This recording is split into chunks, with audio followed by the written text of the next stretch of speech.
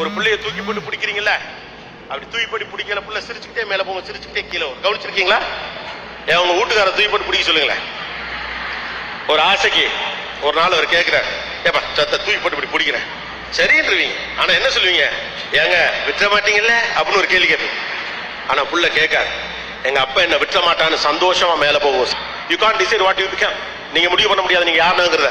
உங்க கேரக்டர் தான் முடிவு பண்ணும். ஒரு கடுமையான உழைப்பையும் வெற்றியையும் தொடர்பு படுத்துவதன் பெயர் ஒழுக்கம். நம்ம சாதாரண விஷயமா எடுக்கவே முடியாது. 1900 தான், 1950 தான், 2000 தான், 2024 தான், 3000 தான். இந்த உலகமே அழிய போற வரைக்கும் அது மட்டும்தான். Discipline is the key. 5 மணிக்கு எந்திரிச்சு புள்ள எக்ஸசைஸ் பண்ணா அப்பா எந்திரிச்சு 5 மணிக்கு உட்காருங்க பாஸ், வேற வழியே கிடையாது.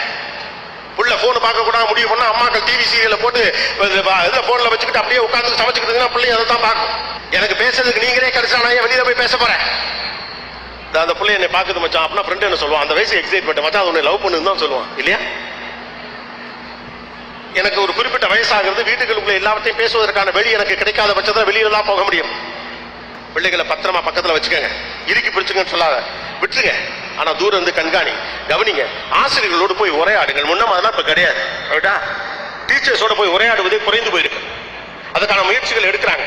டீச்சர்ஸோட இன்டராக்ட் பண்ணுங்க. பள்ளிக்கூடத்துக்கு அப்பப்போ விசிட் பண்ணுங்க. பள்ளிக்கூடத்துக்கு பிள்ளைகளை கொண்டு போய் விடுவது அம்மாக்களாக முழுமையாக மாறிவிட்டது. அப்பாக்களும் கொஞ்சம் வீட்டுக்குள்ள வாங்க. சம்பாதித்து கொடுப்பது மட்டும்தான் என்னுடைய பொறுப்பு, மற்றவற்றை மனைவி பார்த்துக் கொள்வாள் என்ற நம்பிக்கையை நான் பாராட்டுகிறேன். அதே நேரத்தில் அம்மாவுடைய கான்ட்ரிபியூஷன் இருக்கிற மாதிரி அப்பாவுடைய கான்ட்ரிபியூஷன் வீட்டுக்குள்ள வரணும். ஏன்னா நீங்க 2 பேர் தான் வீட்டுக்குள்ள இருக்கீங்க. அது மாதிரி 7-8 பேர்லாம் இப்ப இல்ல. மாமா சித்தப்பான்னு ஒரு சர்க்கிள்லாம் பக்கத்துல இல்ல. எக்ஸ்டெண்டட் ஃபேமிலி ரொம்ப குறைஞ்சு போச்சுங்கிற பட்சத்தில் அப்பாக்களின் பங்களிப்பு கூடுதலாக பிள்ளைகளின் கல்வி விஷயத்திலே தேவைப்படுகிறது. மறுபடியும் உங்களுக்கு 4 விஷயத்தை தான் நாம ரீஇன்சேட் பண்ண நினைக்கிறேன். முதல் முக்கியமான விஷயம், இந்த பிள்ளைகளை குற்றவாளிகள் என்று தயவு செய்து நினைக்காதீர்கள். இந்த சமூகத்தினுடைய நெருக்கடிக்குள் அவர்கள் சிக்கி இருக்கிறார்கள். அவர்கள் பேசுவதற்கும் சாய்ந்து கொள்வதற்கு தோளும் தேவைப்படுகிறது. 1.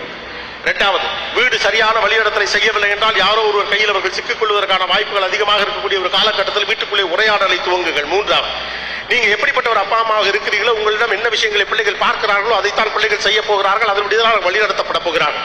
4வது, உங்கள் வீட்டு பிள்ளைகள் மட்டுமல்ல, அவர்கள் இந்த சமூகத்துடைய ரிசோர்ஸ். இந்த ஸ்டேட்டை தூக்கி நிறுத்த போறவன், இந்த நாட்டை தூக்கி நிறுத்த போறவன், அறிவியலுக்குள்ள வர போறவன், எவ்ரிபடி இஸ் எ ரிசோர்ஸ். ஒருத்தனையும் சும்மா விட முடியாது. ஒரு பொண்ணையும் நோ அப்படி போ அப்படின்னு விட்டலாம் முடியாது. எல்லாரும் is a resource. Everybody is a resource. எல்லாரும் இந்த சமூகத்துடைய ஆளுமையும் சக்தியும். கடைசியா ஒண்ணுதான், நீங்க என்னத்தை வேணாலும் பெருமை நினைச்சுக்கோங்க, அதெல்லாம் அப்புறம். கடைசி வரைக்கும் கூடவே வரப்போறது எஜுகேஷன் மட்டும்தான். படிப்பு தான் நம்ம பிள்ளைகளை தூக்கி நிறுத்தும். படிப்பு தான் அமைதியான சமூகத்தை உருவாக்கும். படிப்பு தான் வெற்றிகரமான சமூகத்தை உருவாக்கும். சந்திர காற்று ஜன்னலில் வீசட்டும், சரித்திரம் நாளை நம் சாதனை பேசட்டும்.